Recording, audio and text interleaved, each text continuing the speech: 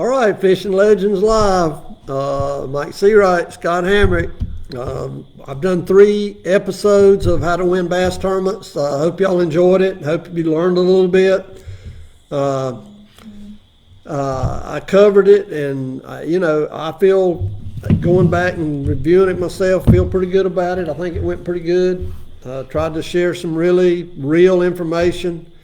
And so the neat thing sort of about tonight is, as you have questions, you'll sort of get it from 2 perspectives, because Scott and I, while we fish. Hold on, I thought you brought me on here because you's telling people how to win tournaments, but people gonna ask questions. I'm the only one that really can answer it. Well, you might can, but I mean the fact that you've won 2 or 3 tournaments. That was not nice, Mike. Maybe you can answer a few of the simple questions, yeah. Like how to tie a loop knot. You did a great job on that. You did a great job. They may have some questions about loop knots. Okay. Well, they can ask me a lot of things. All right, so while we're Courtney sharing, and while we're waiting on some people to log on and ask some questions, so you've been fishing lately? Yeah, I fished the regional. That's where I just come back from there last weekend, but I hadn't fished since. No, I'm not out there. I know. Oh, I know all about it. How'd that go today? Not real well. I mean, I actually went with a young guy and Trevor, and I enjoyed the day. The day was a great day. Got to spend a day with the young man, and I like you giving back. I like this. Well, I mean, it was fun. I enjoyed it. I didn't give much back today, though, Scott. We didn't catch many. We caught 1 keeper fish, and well, I told you if the boy wanted to catch some fish, I should have took him. Well, you could have probably caught more than I did today. Let's just say that. Of course, there's a tournament coming up Saturday, as you well know. Yes, you sir. Keep rubbing in my face. That's a good. It's a good tournament, guys. Y'all need to fish this tournament. It's for a real good cause. It's for the sending the baseball team, a bunch of young guys. It's going to be. I think it's sending them to Coopertown. Yeah, and they're trying to raise money. So it's a real good cause, and I think it's going to be a real good payout, and you'll get a chance to see me whoop Mike Seawright. Well, let me ask a question, Scott. I mean, I didn't say I was going to win. No, listen, I just said I was going to whoop you. No, here's my question. My question is this: are you going to help the kids out, or are you going to try to win all the money? I mean, that's my question. Well, I mean, a little bit of both. Okay. My question is, are you supposed to be asking questions, or are they? They are. And when they start, please let us know. We got one. Okay, let's go for it. I can't wait. I'm probably going to pronounce a bunch of names wrong tonight. Okay. But Gregory Drone said, how do you guys start your morning, throwing jigs or topwater? You want that, or you? Well, counts on what time of year it is. I mean, a lot of times we start throwing topwater if it's the time of year that they're going to bite topwater. And I mean, but we have had times where start throwing a jig right from the get-go. I mean, a lot of people think it has to be sunny. Like if you're fishing boat docks with jigs and stuff like that, which is a dominant pattern in this area. But I mean, I have had days where you just start right from the get-go, and they're biting it right off the bat. Yeah. Because usually those fish live on those docks. They're not really leaving those docks. It ain't always sunny. The best day I've ever had at Wiley was pouring down rain. Really? Fished and caught them the best I ever caught them down there. That's funny you say that, because Yeah. I think the best day I ever had on Wiley throwing a jig was throwing it out in open water and pouring down rain. Pouring down rain. But I mean, I'm talking about under boat docks. Yeah. So you'd think with it pouring down rain that you wouldn't get many bites on boat docks. And it was actually me and Louis Hoyle fishing a tournament, and then we won the tournament, and we caught, I don't know, I got tired of catching them. We caught so many. We really did. And that's Wiley. And Wiley's not been that good. And this has only been like a couple years ago maybe. Wow. That's pretty cool. I base a lot of that on water temperature. I mean, if the water temperature's at least 65 above, I'll start out a lot with top water. I just enjoy throwing top water, and top water will catch you a big fish real quick, and I'll do that if I can. I'm like Scott. I can't. I mean, there's times of the year that it works. Well, I don't know if you agree with this too also. Like top water, sometimes, you know, you can start out throwing top water. You really don't get a lot of bites on it early a lot of times. And sometimes they'll bite top water better and bigger fish up in the morning. And Yep. up in the day better. Yep. It's just Yep. like, but you know, you have to be dedicated to it if you're going to do that. You so. do. No, you do. Yep. You do. And actually, some of the biggest fish that I've ever caught on top water came midday. Midday, yeah, that's what I'm In saying. the sun, That's what I'm saying. I mean, I don't get a lot of bites a lot of times doing that, but you are subject to get a big bite. That's been my Your experience. camera fogging up on you, Courtney. Courtney's putting the heater out because Yeah. we've got the door open and Yeah. it's real. It's kind of You know, cool, we're cold. So we're extremely yeah, live and dealing with acorns That's right, and that's right. rain. And That's right. There's a squirrel out here that I really don't have a lot of use for. That shakes the limbs when we come on. and you know a Someone lot. here could probably come and take care of that for you. No, I don't want nobody And you know, killing those squirrels. fishing Lake Norman, you know, that's one of the main lakes around here, and that's why I fish Norman a lot. Norman's one of these lakes. If it's rainy and cloudy, a lot of times they will not touch a top water first thing in the morning. You can fish it for an hour or two and never get a bite on it, and then up in the day you'll get a bite on it. But you know what? There was last month I fished a tournament there. Before we blasted off, it was those exact conditions, and Roger said that to me, the same thing. Yep. And I told Jason. Jason says we're probably not going to do good this morning throwing our top water. I said, you know what? Probably not, but we're going to try it anyway, and it worked. I know So- certain times they will, but overall Norman's terrible topwater lake when it's cloudy and rainy. But one thing about fishing, nothing's 100%. That's exactly right. That's Nothing's exactly right. 100%. Because if you do put it in front of one and he's gonna bite it, he's gonna bite it. So there you Where'd go. that go? Okay. So what else you got, Courtney? The guy also said now, like this time of Like year. right now? What do y'all do? Right this time of year, if I'm gonna throw topwater, it's gonna be a buzz bait or a whopper plopper. It's not gonna be the popper, the traditional baits that I like to catch them on. Because I just think once the water temp gets down, they're more apt to hit buzz bait or whopper plopper. It got down to 47. Temperature dropped last night. You know how hot it's been. It's been like 84 Oh, yeah, yeah. in the day. But last night got down to 47 degrees, and I was there. I was at Norman today at daybreak, and as I normally do, I started out with top water, and man, they would. I don't know if it was because of the cold night there was last night. I don't know, but man, they just did not want to come up. I got one bite on a popper, one bite, and On a it was a popper, little bitty. yeah. It was a little bitty spot. And like I say, that's probably the one bait I would think I probably wouldn't get a bite on. That's the only thing I could get a bite on. But it was not a good bite.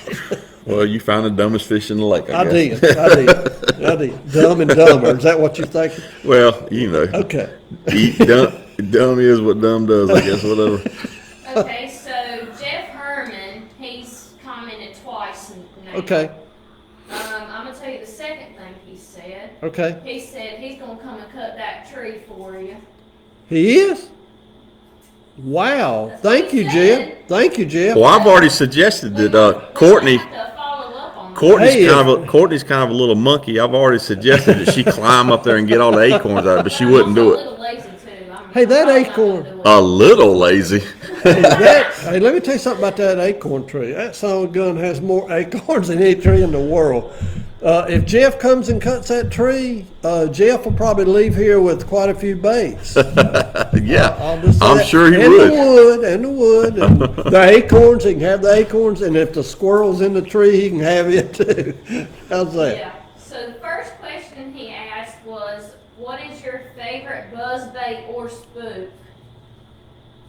You take the buzz bait, and I'll take the. I spook. know what your spook is. Well, you take the buzz bait then, or you want to go vice versa. I don't care. Well, I mean, I'm more of a buzzbait guy. I mean, I'm not really a big buzzbait guy, but I mean, if I'm going to throw one of the two, it's probably going to be buzzbait because just in this area. I mean, if I'm fishing cur or somewhere like that, you know, with place with herring, I'd rather throw the spook. But around here, it's probably would be the buzzbait. And you know what buzzbait we throw? Yeah, I mean, well, I actually throw a couple. There's times I like a clacker. I like something that's making some noise. I don't know if you throw that or not. I'm not really big on clackers unless the water's real dirty. Okay. It's going to be more like I like to throw that the double buzz, the V twin this time of year. It's a great bait. With the frog on it. Absolutely, it's a and great that's what I like to throw. But you know what I don't like about that sometimes? What? My catch ratio sometimes seems like it's low on that for some reason. And that's the very reason that a lot of times I'll opt for a topwater bait other than a buzz bait. It's because of the catch ratio. you do like not hook up on a lot of buzz, but and you don't get a lot of bites anyway, so you probably need to get something that if you do get a bite, you better get him in. That's what I was thinking. Yeah. But like you said, I agree with you on that. Buzz baits, it's real bad about you missing fish on them. Really, exactly, really, yeah. Exactly, and. Yeah, I mean, most people, and me included, and when I get a bite, I'm bad about flinching up and jerking too quick. It's hard not to. I know it's hard not to. And I mean, really and truly, you need to wait till that bait's gone to jerk on a buzz bait, or you'll miss them. That's right.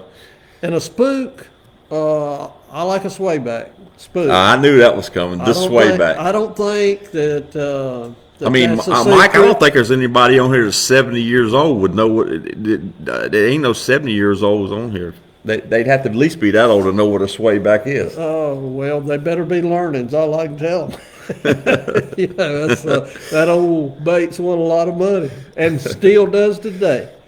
And I'm going to tell you what I like about it. You can skip it. Yeah, that's right. And when I say skip it, I'm not talking about like a jig or a talking about like skipping it up on the backs of docks. I'm not talking about skipping it like a flat rock. Yeah, I know. I'm talking about hitting and jumping back 3 or 4 foot. Yeah. It will do that. Yeah. And I love that about it. I do. I love that. The only problem is you're telling these guys is they can't get a sway back. They don't make a sway back. They're on eBay. You can get them. Okay. They're on eBay. No, okay, they're on guys. eBay. They're on eBay. It's not a problem. You probably can't. Well, how much are they on eBay? I don't know. I've never cared. Well, they're probably not going to be on eBay no more. You didn't let your secret out. Well, I've got enough of them that it'll be okay. Well, half of them, you're going to give half of them to me, right? Probably not. Because you've made fun of them and talked about 70-year-olds. I'm just making fun of you, sir, not the bait. Okay, the bait works. The bait works. What else you got, Courtney? Marcos said, hello, guys. Thank you for sharing your knowledge with us. Can you please talk about how to overcome adversities during the tournament? Adversities in the tournament. I can address that. Okay, you've had a lot of adversity, so you're probably more adept at that I'm than used I to am. adversity. Before I answer the question, Marcos, I'd like to congratulate you for selling out of your baits once again in, what, a day? 24 hours or something? I mean, I don't know what it was. It was unbelievable, but congratulations. Anybody that can sell out those baits in 1,000 baits in a day. Yeah, that's pretty good. It must be a special bait. So we've been telling people that for a long time. So congratulations, Marco. I think he ought to put us on the payroll. We're his best. We're his best spokesman. Well, hey, I love those baits. They're good. They're great. The crankbait. That's an awesome crankbait. Guys. So adversity. Adversity is. I've been saying over and over and over on how to win tournaments, to control the things that you can control. Adversity is really bad because it affects people mentally. I mean, as far as people's attitude. If you go through a couple hours and you're not catching fish, you're not catching quality fish, if you're not careful, it'll get in your head and you'll get dejected, you'll get down. So it's all about attitude. And attitude is something that you can affect. You can affect. The thing to do about adversity is, number one, figure out what all it is you've done and why it hadn't worked, and figure out what changes you're going to make going forward. Don't worry about what's come and gone, because you can't control that. What you can control is what you're going to do going forward. It's all about attitude. That's my opinion. And it's all about decisions, because absolutely, if you get out there and I'll give you an example. Like there's a guy fishes around here. I'm not going to mention his name. He's well known. He's well known, but I ain't going to mention that because I don't want to embarrass him, because he'll probably come back and embarrass me. But I used to pull up beside him in the morning, and I'd just say, I'm whooping you today. And I just talked a little trash to him. It's all I had to do. Because if he went to his first stop and they fish wasn't doing what, he was done. Yeah, He was that's good. right. But see, guys, you got to keep your head. You got to keep your head on straight. I mean, I don't know how many times you've been out and you're fishing a tournament, and you know this, and you just their fish ain't doing what you think they should be doing at first. I mean, if you know that you're doing the right thing deep down inside, you need to calm down, take a breath. I mean, you got 8 hours. That's right. They're gonna feed sometime. That's right. I mean, that's what I did up there at the James River. I mean, I didn't have a great finish, but I never panicked up there because the fish did not bite. Because it's tidal, so you have to do that at a tidal fishery. Yeah. Because the fish are going. You have small windows during the day that they're going to feed, and you need to be in the best places at those times. You know one thing that, and I've never told this. I'm gonna tell something right now I've never told. One thing that really has impressed me about Hoover, Roger Hoover, that's really impressed me. Twice now I've heard him say, just in a casual conversation, that I mean, and both times he came in with big weights. I mean, I'm talking, 13, 15-pound weights at Norman. That's big. He's come in and done This that. time of year. Twice I've heard him say in general conversation that I didn't have hardly anything until 2 o'clock. They started biting at 2 o'clock. He caught them between 2 and 3. That's exactly what I'm talking about. And that's what Marcos is talking about. We've got a little something figured out on Norman, and here in the last couple of months, they're doing this certain thing, and the bigger fish do not bite till like after 1 o'clock. But my point is that He didn't let it get in his head. most people, if they don't have them at 2 o'clock They're and the done. tournament's over at 3, that adversity in itself has destroyed them, right? Yep. But you and Hoover. I'll give you another example. 2 weeks ago, Wiley in the ABA championship. I mean, I actually had the bites to have won that tournament, but I've lost a couple fish, and it was so tough. If you lose them, you're not gonna get a limit. That's right. That's how bad it's been down there. It's Right. terrible. So with 10 minutes to go, I had one fish. God. I had lost so many fish, and I had lost like 3 or 4 fish, and I had one fish, but I didn't give up. I run to one more spot. I had like just 5 minutes fish. I caught one more fish, and you know what? That put me in 5th place, put me second in the points, and I won the Triton Gold money. So it won me a whole lot of money for one keeper In the last 5 minutes. in the last 5 minutes. See, people need to hear that. Because Exactly. I promise you, 90% or more of people that don't have them that late in the game, the adversity has destroyed them by then. It has. Let's be honest. Twice on Lake Norman, we won me and our fisher Roger Pope, me and him won the boat in the cancer tournament. They give the boat away like 6 times. We won it 3 to 6 times. You want a boat? 3 times. But listen, I'm just using this for an example. Okay. 2 of the times we won the boat, we caught the winning fish on the last cast. One of them, we just had time to throw it in the live well and coiling while we're idling out of the cove to get to the landing, or we wouldn't have made it back in time. Another time, we caught a 6-pounder with like 10 minutes to go, and we had to run back to the landing. Both times, we won the boat because of the last cast. I'm going to give you another example. Okay. Me and Larry Hurst was fishing the tournament at Wiley years ago in the spring, and Rob Dye pulled up by us. It was 2:30, and we was way up in the river. Tournament's over at 3 o'clock. We did not have a fish in the live well, not one. He said, "How are you doing?" I said, "I don't have a fish." He said, "You got to be kidding." I said, "No, don't have a fish. How are you doing?" He said, "I got 12, 13 pounds." I said, "Man, that's good. That's great." He blasted off. Turn around. I opened the rod box to start putting my rods up, right? Hurst said, "Mike, get the net." He's throwing a milo. Mike, get the net. So I got the net and netted a fish. And I'm like, and I wasn't paying attention. It was a big one. It was a 4-pounder. Yeah. And I'm like, where'd it come from? He said, right over there. Okay. I fired mine out, and hit it about 3 times. Whoa.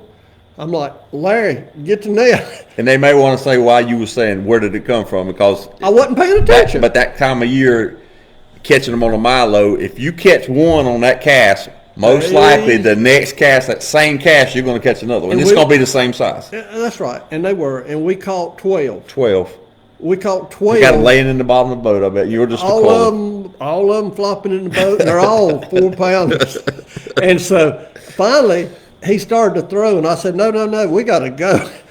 he said, how we going to call? I said, just go on up there and I'll be calling on the way. He was blasting and I was just throwing. And I'm like, Larry, he said, just throw all those back. Just keep 5 of them. Yeah. So, and I'm sure you got back and Robbie Dye said, you're the lyingest man I ever I've walked told up. you this story. You've told me that story because Robbie told me that story. He said, he lies. No, I didn't lie. It's just the way it happened. But my buddy Larry hadn't quit at 2:30. That's the point. So that's how you deal with adversity. Okay. All right, Courtney. Bobby Finchman said, this is towards you, cause he knows nothing about this. Well, that's That a lot was of nice. That can apply to a lot But of. it's the truth. Okay, well, go ahead. He said, speak about the Milo again, please, and where is it available? Okay. Now here's my opinion. Over the years, there's been 2 baits that are really, really similar. There's a cotton cordell spot, 1-ounce spot, a big spot, and what we call Milos. What I always call Milos, and I'll be honest, I'm not even certain how they got the name, but here's the deal. A Milo, in my opinion, is a 1 1/3 ounce Allen lure. That's what it is. Allen lure years ago went out of business. What is it? Brian Huskins? Is that who it is, Scott? Yeah. Brian Huskins got those molds and started remaking the old Milo, which is the Allen lure. And we'll show you. But since difference. I don't know nothing about them, You don't. I'll sell them cheap. Put that down. Oh, What's no. wrong with you? I'll Put sell that them down. cheap. I'll sell them cheap. Don't let nobody see all that. Yeah. Now, show that. Now, that's an old, original hot spot, 1 ounce. And, Courtney, I want you to do me a favor, honey.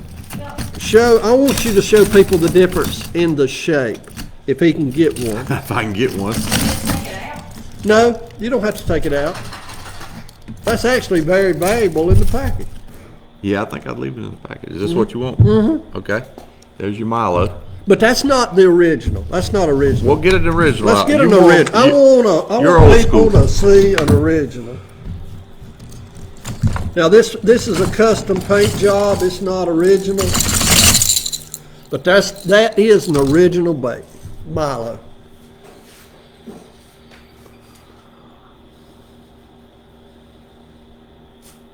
Now they didn't make that color. I had them paint that color special. And as you can see, there's a lot of different baits and different colors for different water. Now, Colors. you want to explain to them how they fish it? Or you don't go into That detail? wasn't the question. Well, I mean, Hey, that was not the question. some people might not know how to fish it. No, and where you get them is rusty hooks. Okay. Rusty hooks. Yeah, he has the ones that Huskins makes. He makes. Yeah. He's got the mold for them, and he makes them. He makes them. I think he may make them exclusively for David because I've never seen them anywhere else. Probably I don't does. know. Probably I don't know. does. So see David at Rusty Hooks. He's got them. Okay. All right, you can put it back now. I was kind of thinking about keeping this one. Well, you'll never get out of here alive. Oh, okay. Okay. Let's put this up. Why didn't you go get this box? Because I wanted to show people if they really need one, they can get. They know where they can get one. This box is about 40 pounds. You're gonna have to put that one in your safe too, man. Yeah. Man got a safe for baits. He locks them up in his safe. Hey, Todd Alton's the only person that needs to do that. Todd Alton's the one got the collection, trust me. All right, what else you got, What Courtney? else? Okay. Bryant Clary said, you ever use evergreen top water? Looks like a pencil popper. Absolutely. I got a real quick story. You always do. I was at Greenwood about 5 years ago in June, and on the main channel, Courtney was with me, and I'm like, oh my God, look. And all of a sudden, a school of fish came through, big fish came through, and I've got it on video. I handed Courtney my phone, and I said, video this, look at this, video it. I threw an evergreen popper out, boom, a 4-pounder got it, and as I was bringing it up to throw it, I looked and there was 2 8s with it. 2 8s And I with was mad. Yeah. You didn't let Courtney catch one of them? No, I had a video. No, I made her video. Oh, you was videoing. She was nice day. She's the tech person. Yeah. She's She's the tech person. Yeah. You have all the fun. Even And she 2 years ago, I was the tech person. Yeah, well, and you've improved. You've gotten better. But no, that evergreen is a great bait. It's a little bit like a pencil popper. It's a great bait, and the reason I like it, it sits up, and when you hit it, it splashes water. It's a great bait. It's a great bait. Jeff Herman said, send me the address. I sent him our address. He told me to send him a picture of it, which we're going to do after the podcast. He's going to come cut that thing. Well, tell Jeff it's a pretty big tree. does he mind if I get my Suburban out of the driveway first? Hey, tell Jeff it's about 100 foot high because Yeah. the acorns have been falling for 6 months, so it's a big tree. He could probably just go up and just knock some limbs off of it. No, Probably just- let Jeff cut it down. Let him cut it down. Cut it Yeah, down. I mean, you get all the help. Cut it down. What else you got, Courtney? You know, we'll sponsor you if you cut that tree down. Hey, I might even give Jeff a Milo. We might give him a shirt, too. Yeah, we're gonna give Jeff a lot of stuff. Greg Cochran said, Mr. Mike, I contacted Greg with L&M Baits and had some of them jigs that you were talking about, the tequila and brown and lime. We gonna test them out here in Alabama. That sounds good there. Let me tell you something. Get that picture right over there, Scott. Which one, this one? Yeah. Let me tell you what they do in Alabama. You should have handed it to me. Here's what they do in Alabama. There's what they do in Alabama. They win boats in Alabama. That's what they do in Alabama. 2 at a time, sir. Here, would you like to? I'll put it face Have down. you seen this before? I've seen it way too many times. Don't drop that. Why? It ain't gonna hurt nothing. You probably be look careful better. with that. You probably look better if I dropped it. All right, what else you got, All right. Courtney? Alan Tuttle said, favorite creek on Norman and why? Wow. Go ahead, Mike. Hey, that's your lake, sir. He don't want to give it up. Hey, I think I know what the answer is for you. Is it Highway 77? Not What creek's that? Davison. I call it Davison. Okay. I don't call it a creek. Okay. We pretty much fish mostly Davison, the lower end of the lake. I mean, we fish anywhere in the lower end of the lake's usually where we fish. So that's pretty much all I got. I mean, we very seldom. I have done good up in the river, but we don't usually fish the river. I like Stumpy Creek. Stumpy's a good. That's Stumpy a good. Creek. I there a lot, normally but fish up. Scott normally fishes his I down. fish down, so we don't get on each other. No, and I'll be honest, that's one reason I don't fish down, because I fished with you. I mean, you quite a can't bit. catch them behind me and Roger. Whatever. All right, Courtney. What else? Gotta know? Yes. Okay.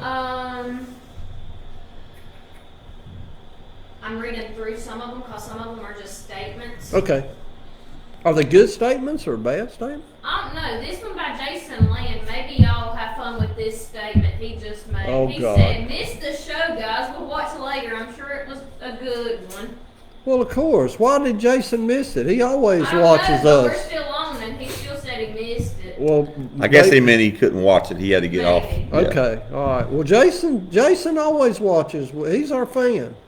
Danny Gibson Yep. said, "I'll be practicing a couple of days on Lake Watery in the next 2 weeks. What's the best scenario in y'all's opinion for practice day?" Say it one more time. I'm sorry. Best scenario for practice day. What should you On do Lake during Watery. watery? Best scenario for practice. If I was going to practice watery, I would look what the weather's going to be Saturday and try to get the day closest to that weather to practice. Wouldn't you, Mike? No, I think that's very wise. Because I Yes. mean, you go practice on a day and it's freaking raining, Yeah. and then you go down there Saturday and it's clear. I mean, it's just totally different. You're not going to learn much. So you try to put your practice day as close to the weather that you're going to be fishing. No, in. that's a great point. That's a great point. And it's sort of what I've been saying in these last 3 episodes. I mean, you got to have your head in the game, and that's putting your head in the game. If you and you have got to look ahead. You've got to know what the weather's supposed to do. You need to know what the water level's doing. Has it been stable? Is it coming up? Is it going down?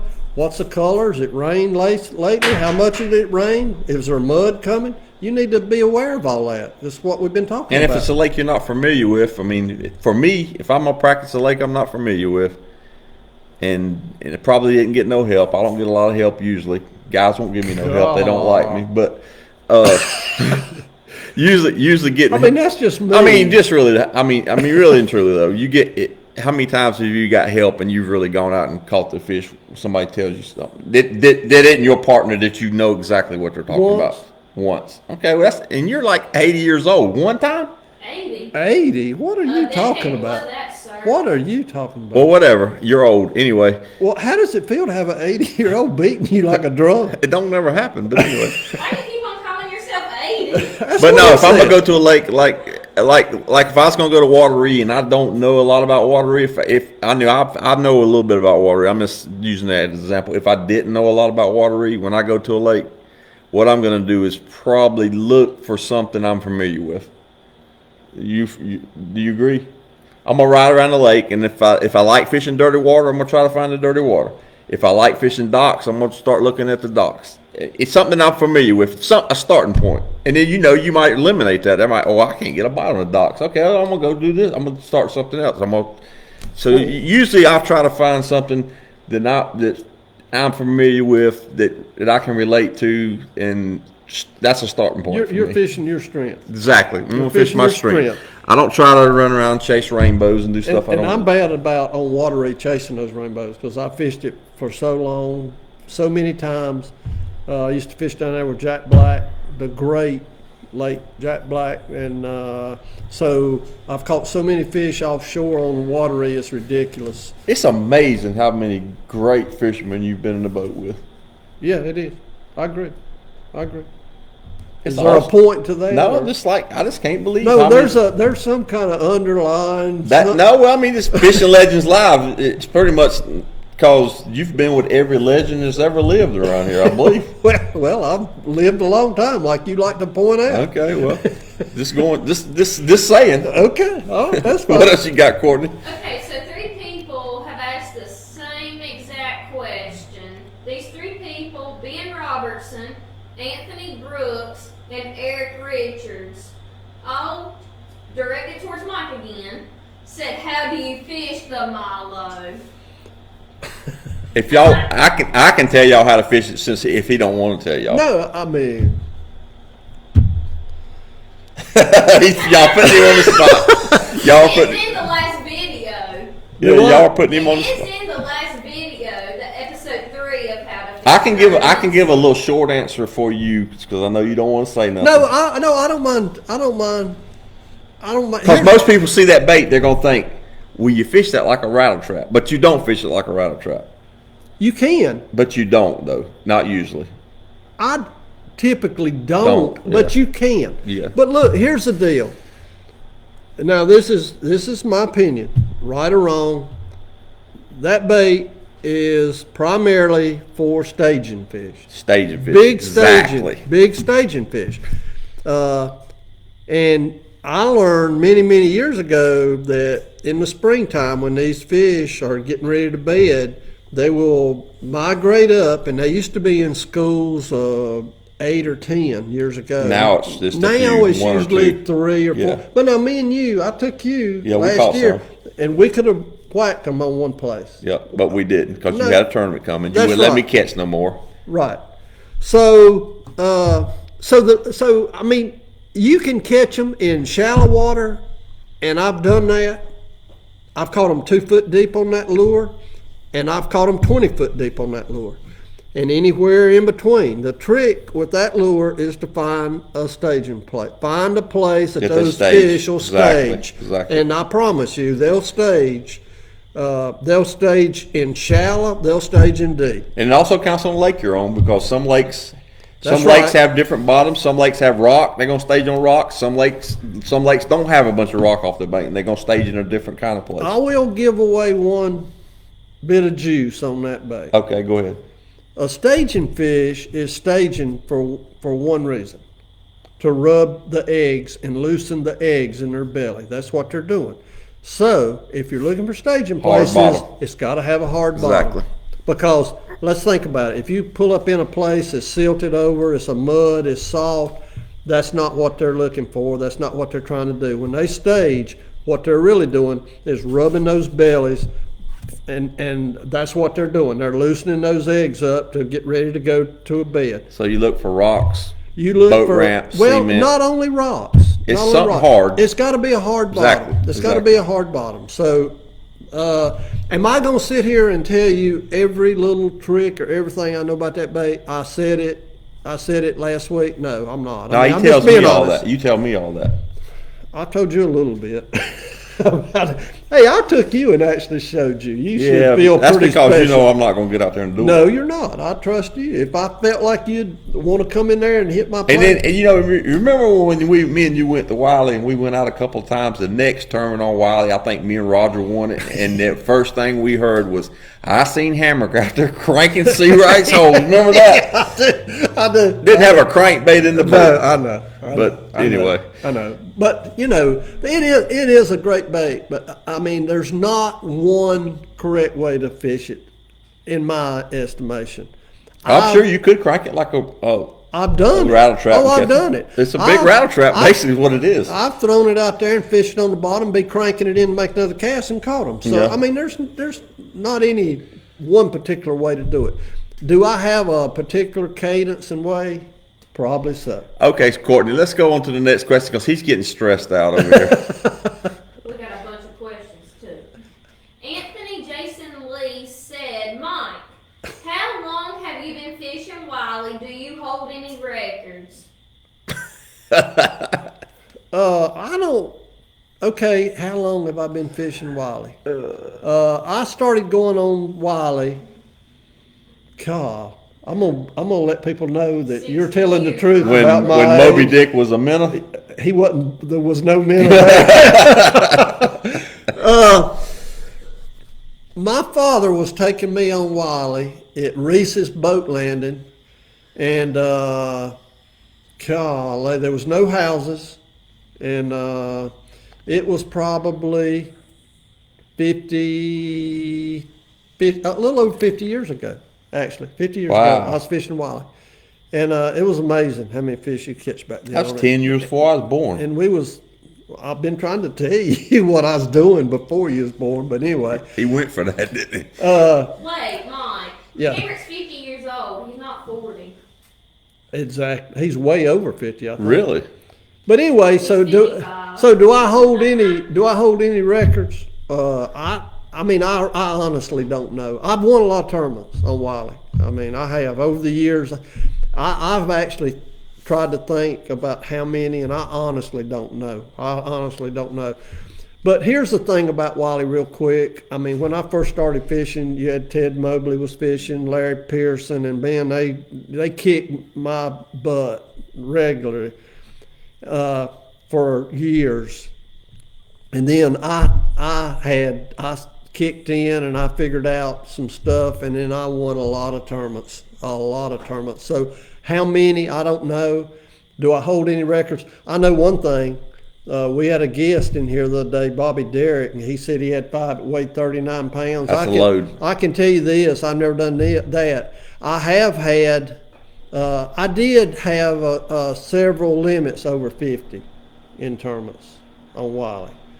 Now, I mean, I think they were all nowadays 10. that's impossible. But back in the I day, think they were 10 fish, Scott. Now I'm thinking one of them could have possibly been an eight fish limit. I don't know. I've had some huge weights, but I never had five that weighed 39. That's a I've lot. never had that. I think Bobby Derrick probably that's has that probably the record. biggest bag I've ever heard of on Wiley. It's the biggest bag ever. Now I have caught one over 10 on Wiley, but I know of a 12. Jim Bland caught one 12, 15, and I was supposed to go with him that day. So records, I probably don't hold any records on Wiley, to be honest. I don't think I do. There's been a lot of good guys come through Wiley Oh, back in my. the day, and back in the day when it had fish, you could have records. I mean, nowadays you're not gonna have records No, more. no. It's not No, possible. no, But all right, Courtney, what else? All right, David Snow wants you to talk talk more about practicing before a tournament. We have a bunch of questions, so maybe we'll make a separate video of more detail into practicing for tournaments, because you could go on for 2 hours about that. Yeah, because So we'll save practicing, that for another video. Well- practicing is a beast in its own. No, and you just brought up a great point that I don't think I touched on. You said when you practice, make sure it's the same day that's going to be on Yeah, tournament that's day. true. That was a great point. But I Todd. mean, when you go out of town and you're going to be there for a week practicing for a tournament, you're going to practice on some days. This not going to be the same. right. I mean, you're That's not going right. to just sit in the room because Right. it's not going to be the same weather. So Episode 2, I talked about practicing. So I don't know if he watched that or not. I think he did. He said more details, so we'll try to do a video later just on maybe practice. Scott does a video on practice, Yeah. and it gives his insight. I think that'd be great. Yeah. I mean, many tournaments that Scott's won, I mean, that'd be great because Scott's got, I mean, he's got methods and thought processes He's got a fever. that we're all, would you agree with this? We're all similar, but in the same Yeah. sense, we're all a little bit different too. Yep, You that's don't right. stretch out your line 5 minutes before the tournament. Well, no, I just Courtney, do don't that. talk about that. I just do that one. That was a meaningless tournament Yeah. though. Like I said, we're different. If it's a big if it's a big tournament, I'm putting new line and everything. Hey, That- you've won your share, sir. that's right. You're doing whatever something right. it works for me. Hey, it works. I'll say that. Whatever. I'll give you credit. Okay, Jason Lynn said he is here. He just got on late and he missed Todd. He said, any tips on throwing chatterbait versus a spinnerbait? I can tell you a tip. The chatterbait is it's a better bait because, like, if say you're fishing boat docks, Can I say something? what? I think Jason Land's hit on something like the Milo. What? He asked you something that you probably don't want to talk a whole lot about. What, a chatterbait? Yeah. Oh no, I'll talk about You it. stutter. Yeah. I mean, why are you hesitating? A lot of times during the year, like the springtime, we'll flip spinnerbaits up on our docks. But it's a chatterbait takes it to another level because a chatterbait, you can shoot it out the other side of the dock. Right. You're not going to do a spinnerbait like that. I think that's the main thing with a chatterbait. You can put it more places. You can put a spinnerbait, and providing you got the right trailer. Yeah, well, yeah. I mean, you can't have a big bulky trailer on it; it ain't gonna skip good. But I mean, if you got the right trailer, it skips probably a lot better than a jig, I think. I agree with that. So I mean, that's I think that's the main thing. You know, it's Hey, I listen. I go to you on chatterbait. Scott's better on chatterbait than I am. That's my opinion. look I at catch him on Todd, chatterbait. take Todd Alton. That's Todd Alton's go-to bait, and that's Todd. another thing about practicing or about fishing tournament. Fish your strengths. Todd always fishes his strengths. Todd Alton is the best. He's gonna fish that chatterbait if he can. If he can find him on that chatterbait, he's gonna fish that chatterbait. And He's gonna find and him. he's gonna probably be up in the money with the chatterbait. He has made a great A living, living exactly. on a chatterbait. I mean, it's his confidence, it's his go-to bait, and he's gonna figure them out with the chatterbait. He's not just gonna figure them out. He's gonna figure out how to catch them on the chatterbait. Exactly. And so it's a great bait. It's one of the best baits they are. I really need to use it more than I do. I think. You know, I mean, I do. I think I do because I've been in the boat with you. You had a day one time that caught my attention on it, and I know what Todd's done. So it's a great it's bait. a big fish bait too. I mean, it's gonna catch you. It's just like a spinnerbait. I mean, that's a big fish bait. Absolutely. I love spinnerbaits. I still spinnerbait fish some, and I do it different ways. I fish big spinnerbaits. I burn them. I fish, spinnerbaits that's got blades that's going to thump. I do different things with spinnerbaits. I just don't throw a chatterbait. All right, out. Courtney, what else? Bryant Clary said, have you tried any of the Vortex 75 blade baits from Damiki? I haven't. I don't even know what that is. I don't either. He said Brian Thrift told him about them. Well, Then they're pretty good, probably. if he told you about Brian it. Thrift told you about it, it must be pretty good. I'll be checking on that. All right, what else you got, Courtney? Al Morris said, do you know what a Sure Slayer spinnerbait is and have you ever fished it? Oh, Mike Would he definitely knows what it Would he is. like to see one? Mike's got some right here. Probably. All right, let me see if I can find one real quick so they'll know. You can continue though, so we don't get back. Okay, Well, this one's for Hamrick. Good. It is Wayne Smelser. I think I've seen this. Said, what color worm does Hamrick use on drop shot? What color worm do I use on a drop shot? Well, that counts on a watercolor. I mean, there's lots of different color worms you can use on a drop shot. What makes him think that's all I do is throw a drop shot? I guess he knows you, sir.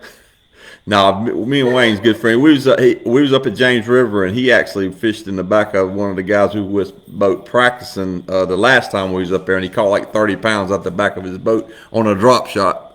So, is that the Shore Slayer? That's a Sure Slayer. That is so old the dang skirt's Yes. rotted off of it. Yeah, that's a Sure Slayer. All right. Hey, can I have that mic? Yeah, if you want it. Dang, he's got so many of them, he's going to give me one. Oh, it's mine. What are you going to do with it? Sell it? I can fish it. All right, what else you got? Hey, can I say one more thing about that bait? Yeah, go for it. It was designed by a guy named R.L. Jonas that used to operate and own the marina there, or the place right there On at Wilkerson, Seven Oaks, Seven Oaks. right at Seven Oaks. Okay. He was I didn't from know that. Virginia. I mean, I've heard that, but I didn't know. That's who made it. He was a friend of mine a long time ago. And he made that bait famous. He made that bait famous. He did. Okay, next question. John Marshall said, do you ever fish a bank of docks, or do you use your electronics to find isolated docks? A bank of docks. I mean, it counts on what lake you're on, really. I mean, if I'm on a lake I know, and I know the good docks, I'm going to go to the good docks. But if I'm on a lake I'm not on, I'm going to try to figure out what kind of docks they're on. They're on the flat docks. Deep docks. They're on the deep docks. Yeah. They're on the docks that's got the big poles.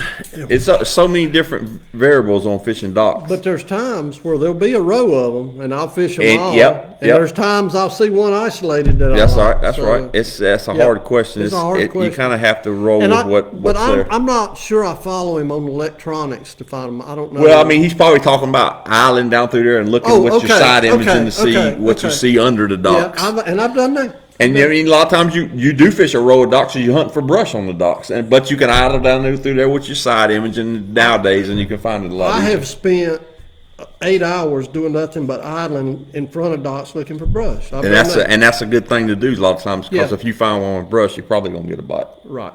At certain times. Okay. Okay, Gregory Drone said, Mike, what's your favorite crankbait color for Norman? To be honest, I don't throw, well, depending on what crankbaits mean. I mean, in the spring, I'll throw shad wraps and stuff like, and smaller bait, rock crawlers and smaller baits, and I throw it in crawdad colors mostly. When I hear crankbaits, the first thing that just automatically goes to my head is deep cranking, and that's something I really don't do. I think you may do it more than I do at Norman. I just don't do it at Norman that much. I just don't. Most deep cranking I'm doing is going to be with the 6XD Okay. cranking structure, though. It's not. To me, Norman's not a great crankbait lake. I don't- I've No, I never- mean talking about deep cranking. I don't It's a think so. great shallow crankbait lake, especially like in the wintertime. I mean, Right, that's right, the way to catch right. them. But So what's your favorite color? what's my favorite? Well, it counts on what time of year. I mean, if it's winter, it's going to be something with red in it. Okay. Pretty much, all the way through spring. Yeah. I mean, and this time of year, it'd probably be a crawdad color or more of a shad color, one Right. of the two. So. Okay. Okay. All right, Greg Cochran said, what kind of trailer would you suggest to the jigs I got from Greg? Super chunk, any suggested color? Okay. So me and Greg won all these boats and all these tournaments throwing super chunks, Zoom super chunks on those jigs. Always super chunks. And on the brown we threw green pumpkin. On the tequila or black, blue, purple, we'd throw sapphire blue a lot, but always in a big chunk. Nowadays, I've tried to downsize a little bit. I don't throw the super chunk near as much as I used to. I mostly throw a big chunk now. What about you, Scott? Usually I'm gonna throw either the super chunk, like you said, but my main go-to would be more the big salty. Yeah, the biz bait. The biz. biz Now, let bait. me tell you about. This come from James River. James River's got those. What you call those crabs they got up there? Blue crabs or whatever. Yeah. And they got like a Carolina blue on each claw. Yeah. Biz bait's got the. He's got that. Whatever. Hell, I can't think of the name of it right now. His trailer. It's a crawl. It's a crawl, but it's got like a big tail on it. It's got the Carolina blue. Yeah, feelers on it. Places on Yeah. it. I put that on a shooter jig, and that's what I caught every fish I caught on. You're matching the hatch. Basically. Matching the hatch. That's Matching right. the I hatch. showed it to you. Yeah, It looked you just did. like it. Just looked. What, You showed me the picture of the blue I crab. showed you and the then picture you of the showed me crab, your bait, and then I showed you the bait. It matched perfect. It matched Yep, perfect. and that's what I Yep. threw. So. Yep. All right, Land Weaver said, I've heard Mike talking about hitting isolated stumps and rock piles for bigger fish. Does he fish those year round for the most part, or do you have certain isolated stumps you'll hit in just spring, for instance? That's sort of a little bit complicated because I do a lot of different things, but overall, what I would do is target shallower stumps and rocks in the springtime.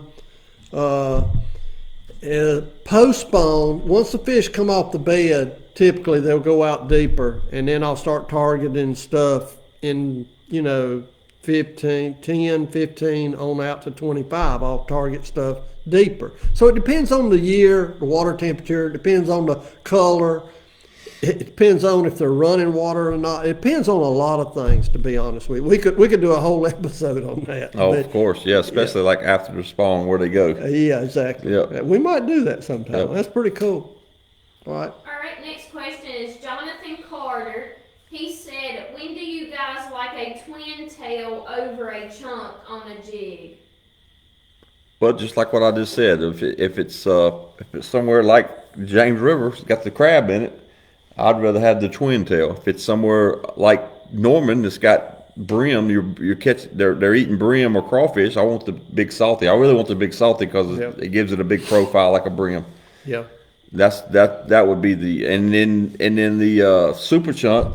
I'm gonna use it more if I'm swimming the jig because it's got so much action. And you're exactly right. And the big chunk, the big salty chunk, it's sort of a good profile bait, but it's not a long bait. That's right. That's what I like about it. Yeah, when he gets it, he's usually gonna have the whole thing in his mouth. That's Yep. right. That's right. Yep.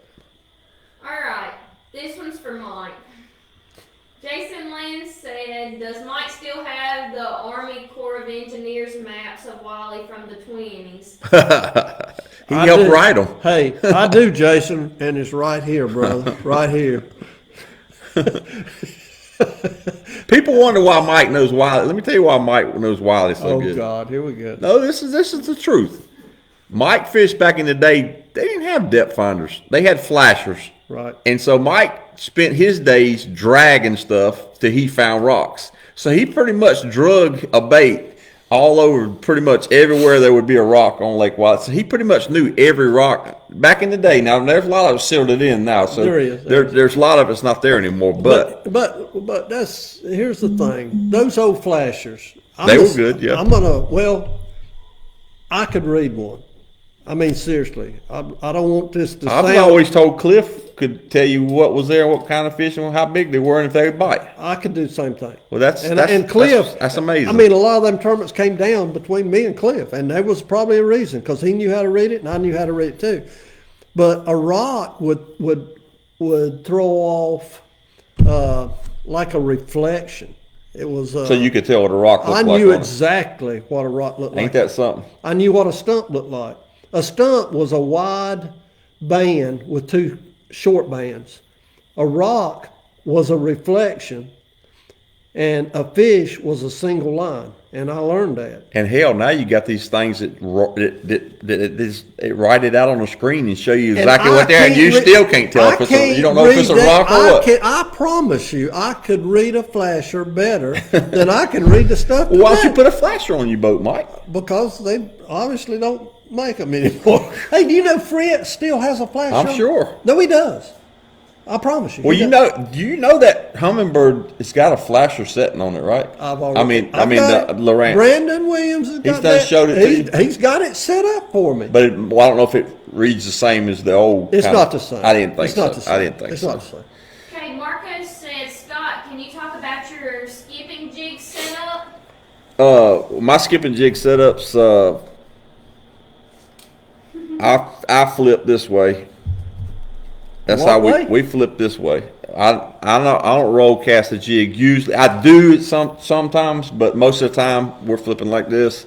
So I use a 7-foot medium heavy G Loomis GLX, and I use the Lew's. I can't even think of the name of it. That's the real light one they make. It's made out of that alloy or whatever. Yep.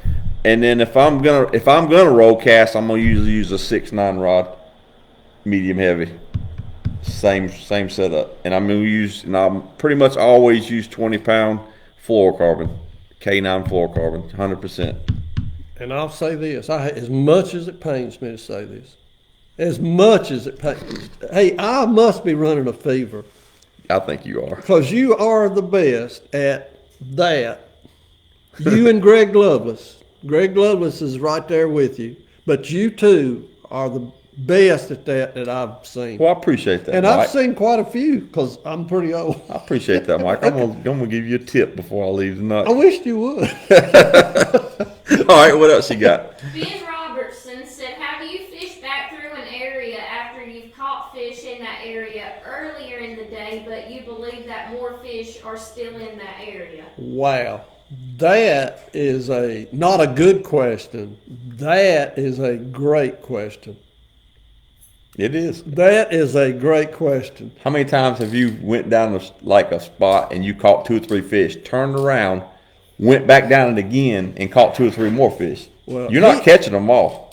He just hit on something that's been one of my secrets for a long, long time. Okay, let's hear it. So it's still going to be a secret. I don't know if I should give this up or not. You decide. What do you think I ought to do about this? You want to whisper in my ear and let me see because when I tell him, I'm telling you too. All right, we're trying to help people, aren't we? Yeah. I mean, that's what we said we're going to do. That's right. Okay, what's his name, Ben?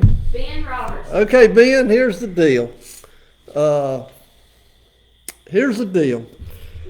I've always thought this. I've always thought this and never really talked about it. The best place to catch a fish is where you just caught a fish. That's number one. Yeah, I agree. Because how many people catch a fish and the first thing they do, they marvel and they admire that fish and you go better get on. your bait back in there. Yeah, that's right. Now, if I'm in an area and boom, boom, I catch a couple and I leave and I keep on and I don't get bit and I leave, guess what, Ben? In about 30 to 45 minutes, coming back. I'm coming back. And that's been one of my secrets for many, many years. I think that's a lot of people's secrets. The one that I don't talk about it, but I mean a lot of and people. nobody's there's ever people talked do that. about it to me, so I don't. A lot of people don't do that, so you just give up something. No, right I gave up something right then. I promise. Good question. If you ask the right question, you're gonna get an answer. All right, Brian Cleary said, would you use a Humminbird 360 or the Garmin Panoptics? Well, I don't have the Panoptics. Mike's got it, and me and him's messed with it some. Mike really don't know that much about it, and I don't either. We're just messing with it. We're learning it. We're trying to learn it. We're trying to learn it. Would be more of a 360 guy because I'm more used to the Humminbird. The Panoptics, I mean, I think it can really be a tool, and you're right, Scott. I hadn't learned it, but like the one day we were at Norman, we were using it, and all of a sudden Scott was like, "Look! There's a big ball of bait. I mean, like this. Come across the screen, and you seen a fish running. You seen a fish come through it, and you seen the bait just scatter. No, it just like parted. Yeah. And I'm like, did you see that? No, I mean, I saw it today.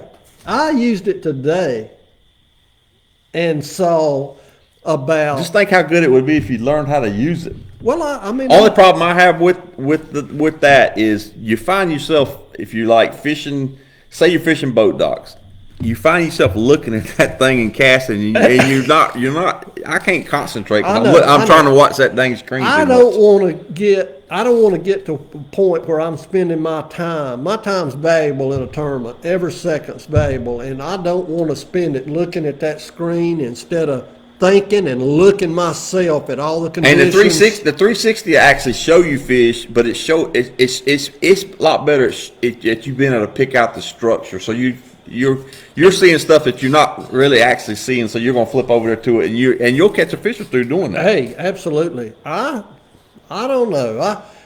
I have thought that maybe the 360 may be better for me. Well, I know Thrift makes a living off the 360. Well, I've thought it may be better, but I'm not an electronic. I'll tell you somewhere That's else. a Gene I'm gonna tell you Webster somewhere else. The question. 360 would be better than anything. If you ever go to Florida and you're out fishing off the bank in these big grass beds, you're at 360. Look, it's showing you every clump of grass out there. You know exactly where to throw. And that's exactly That's right. right. Instead of you just blind casting around trying to find those places, Right. if you have that, you're at a big advantage. Right. I agree. All right, what else? All right, Steve Hilton said, what is the best setup for Lake Wiley this time of year? Stay home. Yeah, don't go. go to somewhere else. Oh, I mean, this time of year, if it was me, it'd be no doubt it'd be a jig. I mean, that's just. You're not gonna get a lot of bites, but I think that's your best bet. Yeah, and I'll give you a little tip. Fish are starting to migrate back in the creeks, which they Yep. normally do. The bait at this time of year, when the temperature starts to drop, the bait will migrate in the creeks, and the fish will come in after it. And there are places that's happening now, and it's been happening for 2 weeks. The problem is those fish are real small. They're not going to win you any tournaments. That's right. You're So- right. You got to catch a big one. So sometime. therefore, guess what? What? I don't know. Well, I mean, I Wiley's just don't not a know. good example for right No, now. Wiley's just so bad right No. now. And we don't know really what's wrong with it. It's the worst I've ever I seen. think the lake's turned over. Now it could be better now. I ain't been down there in a few weeks, but I don't when we were down there, it was It's awful. If you It's awful. if you lost a fish in a tournament, you're done. I lost you're done. a 4-pounder. You're A done. 4-pounder rolled over top of. You remember? Yeah. Oh, yeah. Rolled over top of a top water bait. Didn't get it, and I knew. And that happened at like 7:30 in the morning. And as soon as it happened, I knew I was not going to win that tournament. That I probably wasn't going to get another opportunity like that because I understand how tough it is. I mean, it's just the way it You're is. usually gonna catch them though. You're pretty lucky. Lucky. Guys, let me tell y'all a story he just told tonight I've never heard. These guys are over here talking to us, and they look up there. There's a big old 10 and a half, 11-pound fish up here. Now, you tell me this isn't lucky, guys. He hooks this fish, and he's fighting it. And then, I mean, you're going to win the tournament you get the fish in. The fish comes off. But guess what Mr. Lucky did? When the fish come off, it swapped around, throwed his tail over, and got hooked in the tail, and he brought it in backwards. Now you're not lucky? That was lucky.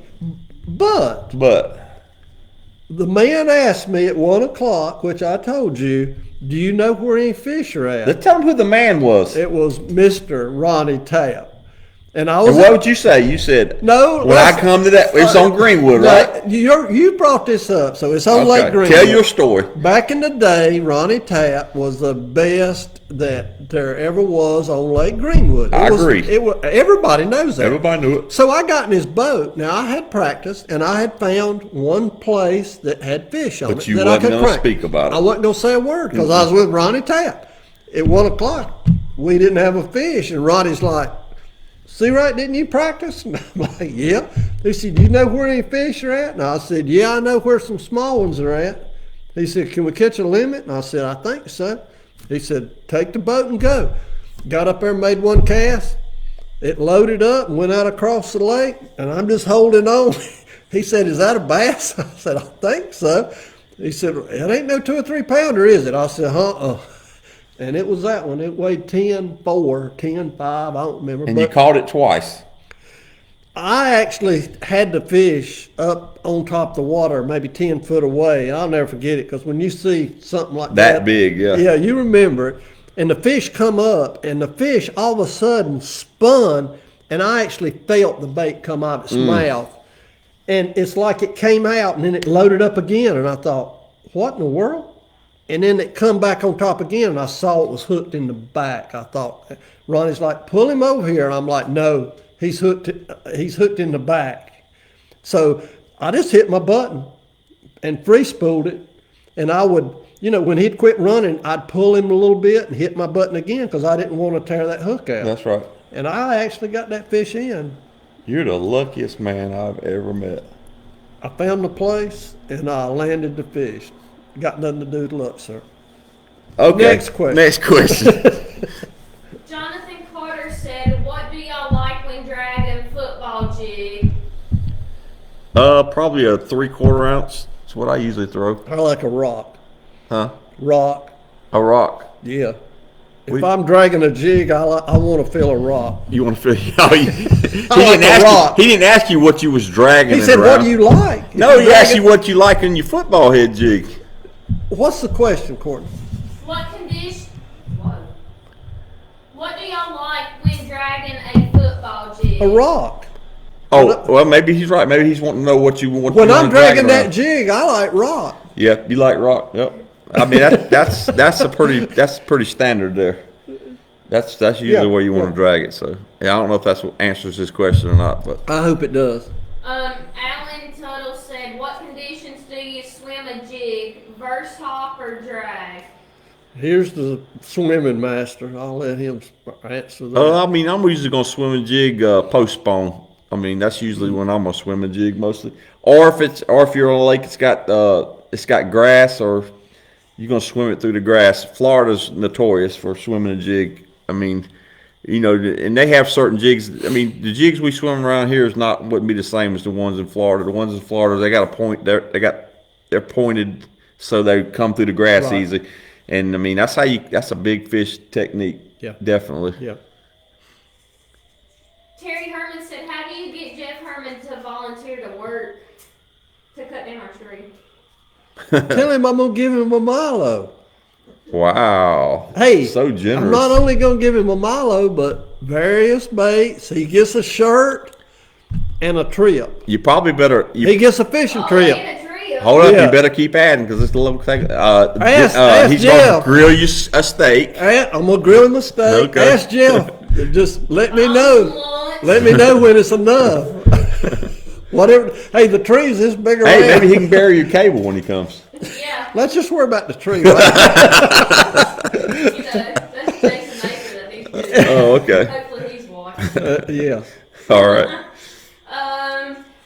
Jay Pollock said, "Is Shooter Lure still making jigs? If so, who do you get in contact with to get some?" Definitely, they're definitely still making jigs. He's just not slowed it down a notch because Louis had some shoulder problems, had some operations on his shoulder, and if you want the jigs, you need to contact the Vail Drugstore. I think it's Vail Drugstore. His son owns it, and that's where he's putting his jigs in there now. Okay. He's not really stocking up all these stores anymore because he can't keep up right now. So. Man, those are great jigs. And they're great jigs. They're great jigs. But if you want to do that, just contact the Vail Drugstore. Yeah, we both use them jigs. I I think that's not a secret. It is the Vail Drugstore. I hope that's right. I mean, I know it's a drugstore, but I didn't know the name I of think it's Vail, Okay. but hopefully that's what it is. it. Okay.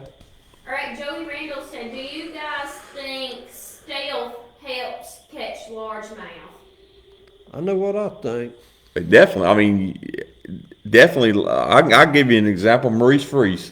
I was already thinking. about Co-anglers fish with Maurice Freeze. He gets up there and fishes real shallow. And if they even move in the boat, he snaps at them. Ho, don't make no noise. Because he thinks if they even step around in the boat, he's spooking the fish. So he's pretty good shallow fisherman. So if he thinks that's probably the case. I believe it. I absolutely believe it. And the shallower, I'll say this too, and I think that's what you just said. Yeah, but the shallower, the more stealth you need to be. Fishing docks, I don't think it's as much because, like I said, we fish. I mean, me and Roger fish tight to docks. I mean, we're no more than 4 or 5 foot off a dock. I mean, most guys roll cast, they're 10, 15 foot off the dock. But when you We get in fish a tighter. foot and a half Yeah, of when water, you foot and a half of water, better- you better, yeah, because it's like they're more in a confined area, and they're Yeah. gonna. And I'll tell you something else along those lines too. If you ever spot a fish, now I've always believed this: if you spot a fish and you see that fish, do not make any Move. sudden That's right. moves. Don't jerk down to get a rod. Don't do anything like that. If you do, I promise you, you are not. And if you ever notice, a gonna lot of catch that guys, fish. a lot of guys that bed fish, they wear like natural colors and stuff, not bright colors, because fish can. I mean, fish can see you. Absolutely. You want to try to blend in. Absolutely. That's right. Absolutely. All right, Joey Randall said, do you guys think bass can feel how dense something is by how it hits the water? I think bass can hear very, very well, and if you cannot put a bait in the water, really, I'm not going to say silently, but if you can't put it in there very quietly, if you don't, you need to learn when you're learning to cast. Learn how to get it to go in there real easy. Just glide in. You don't want it to hit. You want it to glide. How many times you been with somebody fishing and they cast over there and it's like, stoosh, they just I make a can't. big. It tears my nerves. Yeah, you up. can't. I can't stand That's that. not good. If somebody drawing somebody and they making noise, I can't stand it. It tears my nerves. I mean, up. it's just learning the technique. It's like even a spinner bait. You're flipping a spinner bait out there, and right before it hits the water, you slow it down with your finger so it just kind of comes in I and goes in always there. call Really it feather. Feather it in there. Feathering There it you go. in. That's Use right. that thumb. Your thumb needs to be what we always called an educated thumb. You pitch something, you better have that thumb on that. Now there's spool. sometimes there is times like say you're fishing top water and you throw a top water over there and as soon as it hits the water hard like that, they explode on it. Yeah, but that's not But even top water, common. I want it going in as quiet as That's I right. possibly can get it. That's right. Scott apologizes for busting y'all's ears. I did. that hit was the, loud. Oh, I did hit the table. You hurt my ears, man. Well, Think about them for the speaker. turn your hearing aid. Turn your hearing aid down. Okay.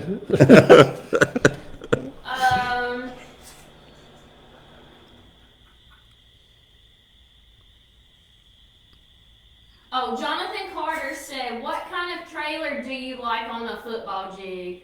I usually use the twin tail grub on mine. What about you, Mike?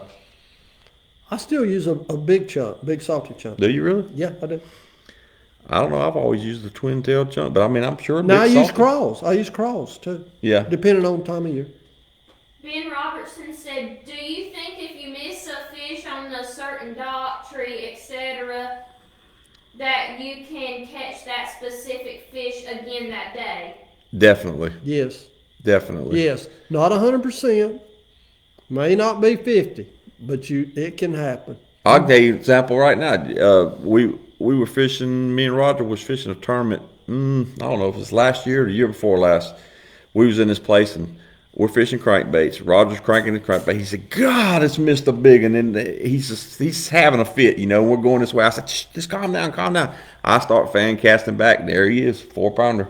I mean, you know, they will bite again. Now, if you really sore mouth them, sometimes they might not. But most of the time, they're not leaving. Years ago, and I mean, the odds of this happening are extremely low, but years ago, I pitched a jig in a dock in a draw tournament, set the hook, fish comes up and jumps, went down, broke my line. My line broke. I sit down, start to tie. The guy in the boat with me throws a worm up there. Catches the fish. Says, get the net, get the net. I net the fish, and my jig is in that fish's mouth, and 5 foot of line out that I just broke off. So that's the day I learned. I got a that- better story than that. I just thought Better of a than story. that? Lots better than that. Uh-huh. We're fishing Lake Norman, fishing a Monday night tournament. We blast off. We run to this point. This is when the A-rig first come out. Before everybody knew about what to do with the A-rig. We had one of these big, gaudy A-rigs with 5 3-inch baits on it and sitting up on the deck. And I'm fishing something, and Chuck says, what you want me to throw? I said, hell, pick my A-rig up and throw it. I got it on 65-pound braid. He throws it out there, and he says, there he is. And it breaks. the 65-pound line breaks, and I'm like, dang, Chuck, you just cost me $30, right? Yeah. Shane LaHue, and he'll tell you this. He's coming up the bank, and he's meeting us at this point, and I'm like, well, let's go. So I pick up the trolling motor, and I told Shane, I said, hell, he just lost a big one right here. So he leaves. That night we come back. Shane brings me my A-rig. He caught that fish with that big A-rig with them all those baits hanging in it. It was hanging out of his mouth. And he caught that fish. On another A-rig? I don't know. I don't remember what he didn't say what he caught it Okay. on. But he caught that fish with the A-rig hanging out. I don't even know how the fish was swimming. It was a big A-rig, big hit. Well, thank and he God, brought me yeah. my A-rig back, and I said, what'd that fish weigh? He said 2 pounds. 2. 2 pounds. Chuck said it was a big one. Chuck said, then Chuck said, I think it was 2 on there. Oh, I'm sure. Yeah. The big one got off. The big one got off. Yeah, and the big he one caught got it, yeah. away. Okay. But anyway, that's just an example that they will bite again. They will. Fish ain't real bright. They will. Paul Hedrick said, what does a sudden temperature drop do to fish? Normally shuts them down. That's Yeah. my experience. If it's something like that, I'm probably going to go finesse fishing. And that's probably the That's best probably way the to do it. only way Yep. you're usually going to get bites. It is. And, maybe once it warms up during the day, the bite might start turning on. But Yep. yeah, it Yep. affects them a lot of times. Yep, I agree. Okay, Nick Woody said, when you're swimming a jig, fishing the bank, dock, and cover, what kind of head do you throw? I usually throw an arky head most of the time. I don't know the names of the heads. You throw an arky head too. Is that what? That's what you That's throw. what Louis You throw jigs an are. arc- yeah, you Okay, throw- that's an arky head. Yeah, pretty much. Okay. Okay. Well, yeah, I throw an arky head, and like I said, unless you're fishing grass, you need that one that's pointed Yeah. so it'll come through the grass Yeah. better. And I also like a bullet head if I'm flipping heavy brush. Yeah, something that's not going to get hung up on Right. stuff. Yep. Okay, Greg Cochran said, do you think the color of the bottom of your boat makes a difference when fishing shallow? I mean, I've never really thought of it, but maybe it does. That used to be a topic among several. I've of heard us. that before, but- I've heard that before too. Yours is silver. Huh? Yours is silver. He's got here fishy on the bottom I of his had boat. I mean, a lot of people probably think so. I mean, I would think more of a natural color bottom of your boat would probably. I mean, and I've also heard like people fishing offshore. They sit out there and the fish come migrate under the boat in the shade, and they're catching them under the boat. Let me tell you who used to put a lot of thought into that was Charlie Foster back in the day, and he won a lot of tournaments. And he did not want a red or a bright color bottom of a boat. That meant a lot to him, Especially if you're fishing in 2 foot of water. I mean, which he did a Yeah. lot. I mean, and as far as I'm concerned, if it meant a lot to Charlie back in the day, it meant a lot to me. So I don't actually know, but it's possible. I mean, nobody really knows for sure, but I would think. Yeah, I mean, yeah. just whatever you think, whatever you got confidence. Confidence is It's the main everything. thing. It's That's everything. right. That's right. Troy LaHue said, yeah, that was me and Scott, and yes, it was off of one of our double rigs. So he caught my A-rig with his A-rig. Huh. Did he catch Yes, the he's fish? on there. I see. Did he catch the fish or did he catch the A-rig? I don't know. You know what I'm saying? Ask him. He's on. Hey, He said he caught the fish. I don't know. but he could have caught the So did A-rig. he catch the A-rig? and- Okay, Yeah. Troy, did you snag the A-rig or did you actually hook the fish? Yeah. I Did mean, the fish bite? That's yeah, what I'd that's like what to I want to know. Yeah. Well, we're waiting on him to respond. Brian Cleary wants to know if Hamrick will show us, not necessarily right now, but one day, how you rig up a drop shot. Definitely. Will you show me? It's pretty simple. Would you show me? Probably need to. Okay. Steve Craighead said Denny Brower always wanted a dark colored bottom. That's right. See, there you That's go. Right. That's There you right. go. That's right. Hey, I fished with Biffle one time. He had a dark brown Ranger, so maybe so. Probably so. Probably so. Sounds right to me. Sounds right to me. Troy said, yeah. Yeah, what? I don't know. I guess he meant that he The caught fish the fish. bit. Yeah. He said, yeah, it was a 2-pound fish. fish, Chuck was hooting and hollering like he lost a 10-pound. There you go. Hey, was There you it go. Chuck or was it? No, it wasn't me. Hamrick? I never lose fish. Oh, okay. That you know that's a lie. You know that's a lie. Yeah, I know that's a lie. Hey, you gotta hook them to lose them, though, don't you? You absolutely. I'm pretty good at hooking them. It's losing. Oh, is that it, Courtney? One more. All right. This is the last one we're going to do. All right. Ben Robertson said, in a one-day tournament, do you fish for a limit, then big fish, or big fish first, then limit? I know what Mike's answer is going to be, and mine's going to be the same answer. I'm fishing for big ones. You got one shot. You got one day. You got That wasn't the typically. answer I thought you You was gonna got say. typically 8 hours. And by God, I'm gonna fish for big fish. Okay, That's the way I'm gonna do it. Now you might do it a little different. I'm going to fish for whatever bites. I want to get a limit. If you I get a don't care. limit, I don't care about. if you get a limit, you're going to fish a whole lot better in tournaments. That's just me. and me too. I But promise I'm you. going to fish for big fish, but I'm going to strategically try to get a limit Now along I the way. agree with what you're saying. If I got a limit in the boat, I fish much more relaxed. But I'm there for one reason and one reason To only. win. To win. And Yep. I'm gonna fish for big fish. How many times you ever caught a real big fish first thing and then you don't get a bite for hours and you're like, I'm going to waste You this know what big I fish. hate to do? You know what I hate to do more than anything? What? Catch a fish on the first cast. Because I don't think I've ever caught a fish other than one time on the first cast and won the tournament. You're superstitious, I Mike. am.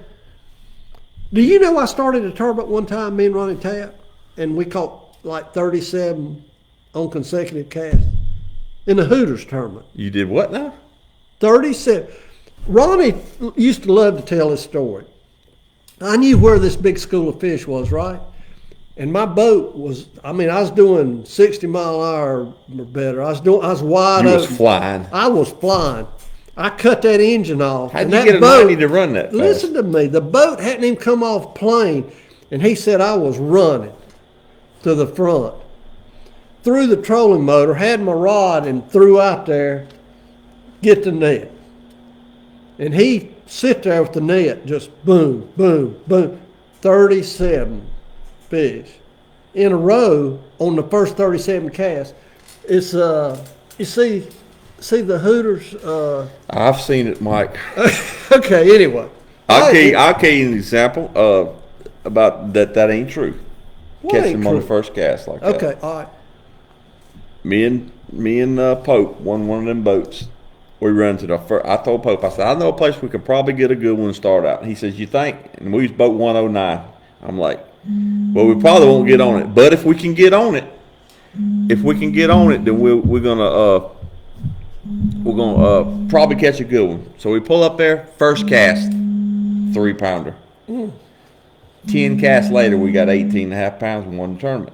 Right. Didn't have to do nothing the rest of the day. It was over. And this is to show you that. But that only happened to me once that I can remember. Once. I'm just telling you, that ain't always true. I I pulled up don't one take day. much stock in that first cast deal. I pulled up one time and caught and threw on a boat ramp in Crowder's Creek. Boom. First cast. And that guy netted that fish and he said, man, congratulations, you're going to win this tournament. And I said, no, I'm not. You're not gonna catch nothing the rest of the day. He said, what do you mean? I said, I don't like catching one on the first cast. I'm done for. So what'd you end up with? That fish weighed 3. I probably had 6 pounds that day. That's a good day for you. No, it wasn't very good. It wasn't very good. All right, guys. All right, is that it? Thank y'all so much. We appreciate Any it. other questions, We'll answer them. We'll answer them. And thank y'all so much for supporting us and following and liking, and we appreciate it so Subscribe much. to our YouTube page. Absolutely. Don't Absolutely. forget our podcast tomorrow night at 7 p.m. Yep. Tell them what we're talking about. Don't forget Courtney's Creations. She told me something tonight I did not know. She makes fishing jerseys. She can create Thank you, anything. Scott. She can I create can literally anything. do anything. Anything. And do it well. Do You it think you quite can well. wash my Suburban and my boat? Make anything. Create anything. Create. But She's a you're lazy. creator. She's a creator. You're a creative Creator. type person. A designer. Okay. Yeah, whatever. All right. Whatever. Alright, Okay. so what's the podcast on tomorrow night? We're going to talk about sponsorship. There's always been it's a universal question amongst bass fishermen, especially really good bass fishermen. Should I go out there and fish full time or not? We're going to talk about all that. We'll talk about all that. It's going to be a good topic. I think so. So I think it'll be. I think it'll be interesting. No guest tomorrow night. No, I don't think. And we're not going to talk about. I think this one topic's going to cover. It may be cover 2 shows. It's going to be pretty good. No, it may do. I think people enjoy it. Troy said, get your waterwood baits at Denver Tackle. Also, get your Courtney's Creations shirts. At Denver Tackle. Shirts at Denver Tackle. That I put out today because Troy's too lazy to Troy, do you it. need to sell some of these shirts now. Come on. She worked hard. Oh, we'll see. All right, guys. All right, Appreciate thank y'all so much. Appreciate it.